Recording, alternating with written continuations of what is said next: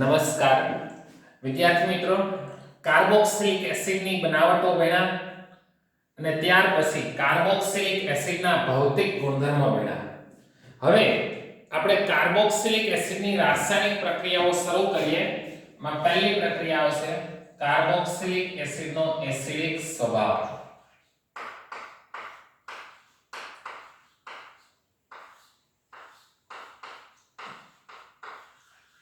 Carboxylic એસિડનો acidic સ્વભાવ।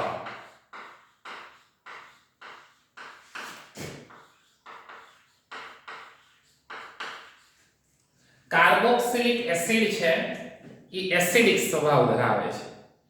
તો જે પણ સંયોજન એસિડિક સ્વભાવ ધરાવતો હોય એ બેઝ સાથે પ્રક્રિયા કરે। તો કાર્બોક્સિલિક એસિડનો એસિડિક સ્વભાવ માટે આપણે કેટલીક રાસાયણિક પ્રક્રિયાઓ ભણીએ। ઉદાહરણ તરીકે RCOOH। તમે જાણો છો કે જે પણ સંયોજનો એસિડિક હોય એ ધાતુ સાથે પ્રક્રિયા કરીને હાઇડ્રોજન વાયુ મુક્ત કરે। તો કાર્બોક્સિલિક એસિડ એ સોડિયમ ધાતુ સાથે પ્રક્રિયા કરશે એટલે અહીંથી શું મુક્ત થાય? હાઇડ્રોજન વાયુ મુક્ત થશે। એટલે નિપજ તરીકે RCOONA। અહીંથી હાઇડ્રોજન મુક્ત થયો એ આપણે હંમેશા દ્વિઅણુ સ્વરૂપે બતાવીએ એટલે H2। અહીંયા બે હાઇડ્રોજન થયા તો અહીંયા બે લગાવવાના, અહીંયા બે, બરાબર, અહીંયા બે। તો આપણે જોઈ શકીએ છીએ કે નિપજ તરીકે અહીં ડાયહાઇડ્રોજન વાયુ મુક્ત થતો હોવાથી આ સંયોજનોને એસિડિક સંયોજનો કહેવાય। આવી જ રીતે કાર્બોક્સિલિક એસિડ છે RCOOH વત્તા NaOH। કાર્બોક્સિલિક એસિડ છે સોડિયમ હાઇડ્રોક્સાઇડ સાથે પ્રક્રિયા કરે છે। અહીંયા OH બનતું છે, હાઇડ્રોજન અને OH દૂર થશે એટલે પાણીનો અણુ દૂર થશે। નિપજ તરીકે RCOONA। સોડિયમ છે એનો ક્ષાર મળે છે, કાર્બોક્સિલિક એસિડનો સોડિયમ ક્ષાર મળે છે। એવી જ રીતે સોડિયમ હાઇડ્રોજન કાર્બોનેટ સાથે પ્રક્રિયા કરે COOH। સોડિયમ હાઇડ્રોજન કાર્બોનેટ સાથે પ્રક્રિયા કરે તો એક નિપજ સ્વરૂપે તો આપણને RCOONA મળે છે। સોડિયમ કાર્બોક્સાઇલેટ વત્તા CO2 વાયુ અને વત્તા H2O વાયુ। આ ત્રણેય પ્રક્રિયાઓ સાબિત કરે છે કે કાર્બોક્સિલિક એસિડ સંયોજનો ધાતુ સાથે પ્રક્રિયા કરીને હાઇડ્રોજન મુક્ત કરે છે, બેઝ સાથે પ્રક્રિયા કરે છે જે પોતાનો એસિડિક સ્વભાવ સાબિત કરે છે। કાર્બોક્સિલિક એસિડ વધુ એસિડિક કે ફિનોલ વધુ એસિડિક? ફિનોલ કરતા કાર્બોક્સિલિક એસિડ વધુ એસિડિક છે। શા માટે? તો જુઓ, કાર્બોક્સિલિક એસિડ છે RCOOH આ કાર્બોક્સિલિક એસિડ એ જ્યારે પાણી સાથે પ્રક્રિયા કરે ત્યારે પ્રતિવર્તી પ્રક્રિયા સ્વરૂપે લઈએ તો RCOO આ O કેવો થાય? માઈનસ વત્તા H3O પ્લસ। અહીંયા જે આ કાર્બોક્સાઇલેટ આયન બને છે એમાં ઓક્સિજન ઉપર કેટલા ઇલેક્ટ્રોન લઉં? 6 ઇલેક્ટ્રોન। તો જેમ બનતા અણુવર્તી આયનની સ્થાયીતા વધારે એમ એસિડિકતા વધારે। આ પ્રક્રિયા પ્રતિગામી દિશામાં જાવી જોઈએ નહીં। જે H+ ગુમાવ્યો છે એ ગુમાવેલો જ રહેવો જોઈએ। જો આ પ્રક્રિયા પ્રતિવર્તી થાય તો એસિડિકતામાં ઘટાડો થાય। તો આ પ્રક્રિયા પ્રતિવર્તી થાય ક્યારે? જો આ સ્થાયી ન હોય તો, પણ આ કાર્બોક્સાઇલેટ આયન સ્થાયી છે। જુઓ RCOO આ ઓક્સિજન ઉપર કેટલા ઇલેક્ટ્રોન છે? 6 માઈનસ। હવે આ બંને ઇલેક્ટ્રોન અહીંયા વધારે તો આ ઇલેક્ટ્રોન ક્યાં જાય? ઓક્સિજન ઉપર। આ વચ્ચે નિશાની છે સંસ્પંદન બંધારણની છે, બરાબર? તો RCOO સિંગલ બોન્ડ ઓક્સિજન, આ ડબલ બોન્ડ ઓક્સિજન 1 2 3 4 5 6 અહીંયા માઈનસ. જેમ સંસ્પંદન થાય એમ વીજભારની વહેંચણી થાય.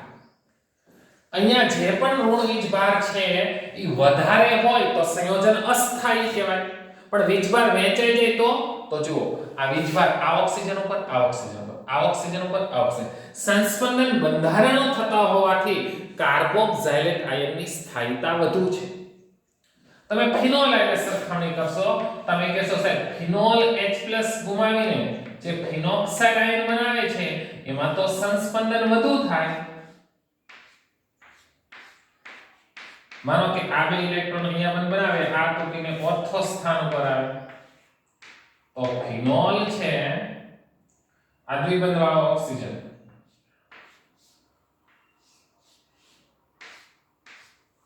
આ એનું ઓર્થો સ્થાન છે, ત્યાં આવતો રહ્યો ઋણ વીજભાર, પછી પેરા સ્થાન ઉપર આવે, પછી ઓર્થો સ્થાન ઉપર આવે તો ફિનોક્સાઇડમાં તો અમુકના વધુ સંસ્પંદન બંધારણો દોરી શકાય છે.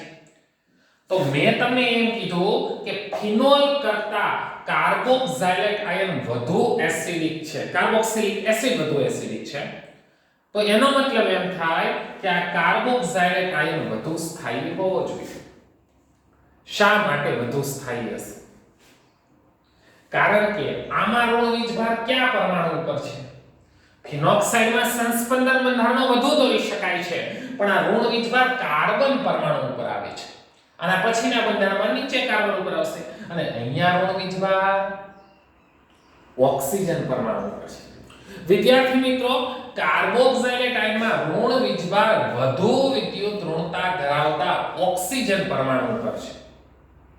કાર્બોક્સિલેટ આયનમાં ઋણ વીજભાર વધુ વિદ્યુત ઋણતા ધરાવતા ઓક્સિજન પરમાણુ ઉપર છે, એટલે એની સ્થાયીતા ફિનોક્સાઇડ કરતાંય વધુ છે. કારણ કે અહીંયા કાર્બન ઉપર છે, અહીંયા વીજભાર ટકે નહીં, ઝડપથી પાછો ઓક્સિજન ઉપર જતો રહે, એટલે ફિનોક્સાઇડ આયન કરતા આ આયન કરતા કાર્બોક્સિલેટ આયનની સ્થાયીતા વધુ છે. એટલે અહીંયા પ્રક્રિયા પ્રતિગામી જવાનો ચાન્સ ઓછો છે, એટલે કાર્બોક્સિલિક એસિડ સંયોજનો ફિનોલ કરતા વધુ એસિડિક છે. ચલો આ રાસાયણિક પ્રક્રિયાને આપણે એસિડિકતાના સંદર્ભમાં દર્શાવી હોય તો કઈ રીતે દર્શાવી શકાય? હવે આપણે કાર્બોક્સિલિક એસિડની એસિડિકતાના માપન વિશે સમજીએ.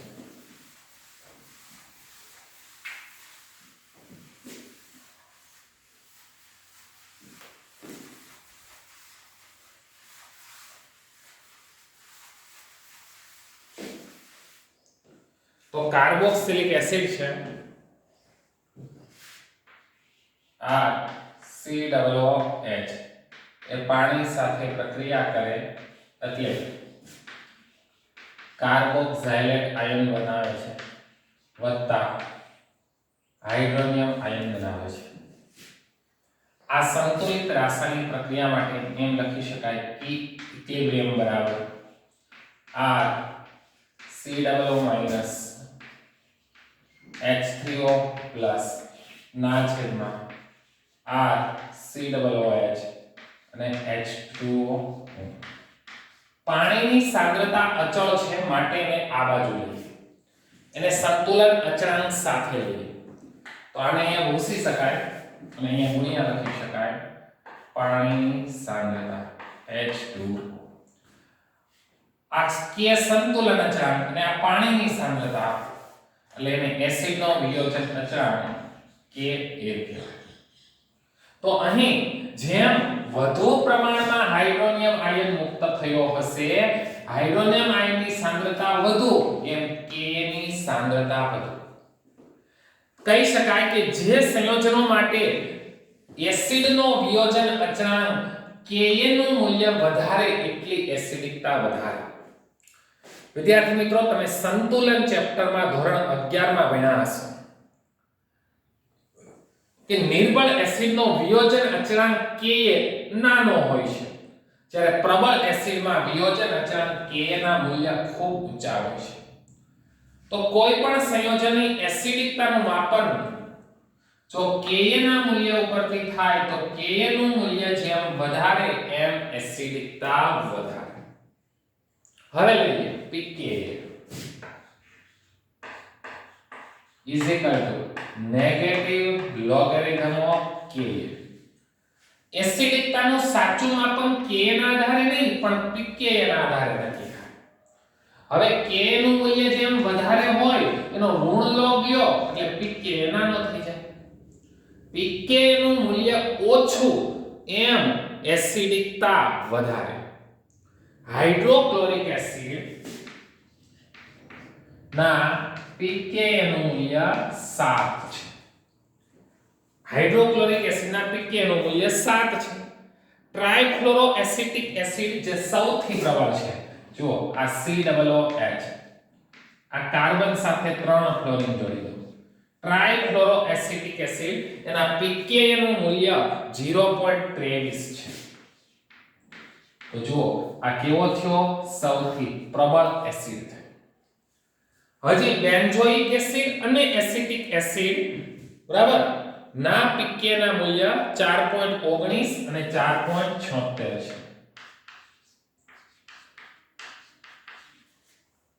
બેન્ઝોઇક એસિડ અને એસિટિક એસિડ બરાબર, બેન્ઝોઇક એસિડ અને એસિટિક એસિડ ના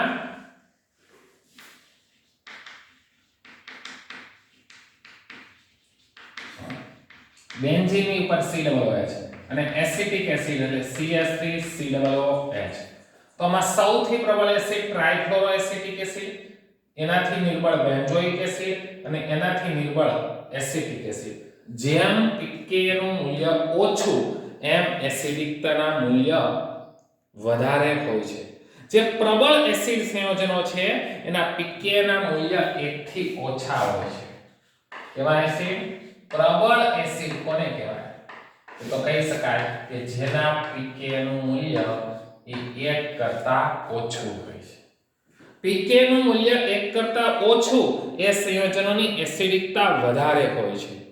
જે સંયોજનોના pKa ના મૂલ્ય 1 થી 5 વચ્ચે હોય, 1 થી 5 વચ્ચે હોય એને આપણે પ્રબળ એસિડ તરીકે ઓળખીએ છીએ.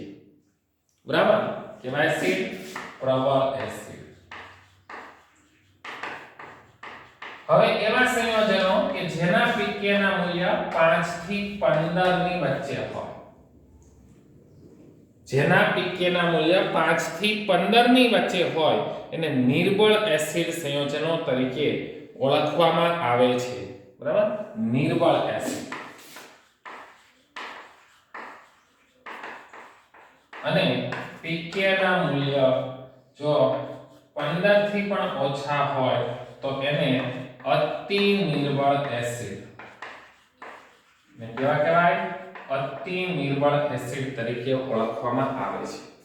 તો આ હતા જુદા જુદા પ્રકારના એસિડના pKa ના મૂલ્યો.